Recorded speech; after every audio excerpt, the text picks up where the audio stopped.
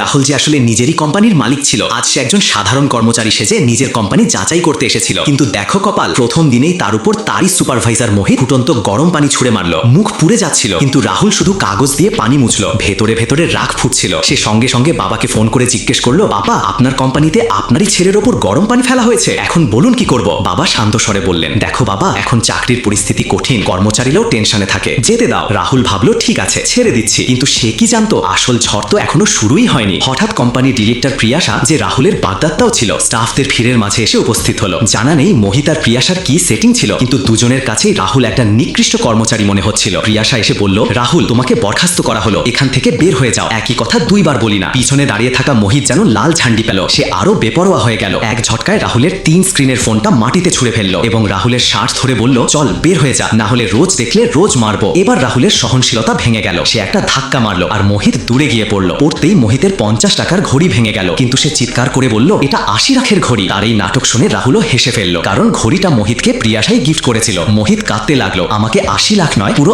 8 কোটি লাগবে। এই ঘড়িটা অমূল্য ছিল। ভিড়ের লোকেরাও মোহিতের পক্ষ নিয়ে বলল, ঘড়িটা তো ডিরেক্টর ম্যাডামই দিয়েছিলেন, এর ক্ষতিপূরণ দিতেই হবে। রাহুল ভাবলো, চলো খেলি। সে সঙ্গে সঙ্গে ব্যাংক ম্যানেজারকে ফোন দিল, 8 কোটি টাকা ক্যাশ নিয়ে এখনই অফিসে আসুন। সবাই হেসে উঠলো, আরে এটা দেখাচ্ছে, এত বড় মানুষ নাকি। ওদিকে প্রিয়াশাও বলল, রাহুল, তুমি সব কথাই মিথ্যে বলো, এমন লোককে আমি বিয়ে করতে পারি না। সে সেখানেই সগাই ভেঙে দিল। মোহিত আবার রাহুলকে ধরতে গেল, কিন্তু রাহুল আবারও তাকে ধাক্কা দিল। মোহিতের মানও গেল, সাহসও গেল, কিন্তু পিছু ছাড়লো না। এরই মাঝে ব্যাংক ম্যানেজার তার স্টাফ সহ 8 কোটি টাকা ক্যাশ নিয়ে অফিসের গেট দিয়ে ঢুকলো। পুরো অফিস যেন স্থির হয়ে গেল। এই সেই ব্যাংক ম্যানেজার যাকে মানুষ শহরের লক্ষ্মীদেব বলে, আজ পর্যন্ত নিচে নামে না, আর সে রাহুলকে স্যার বলে মাথা নিচু করে স্যালিউট করছে।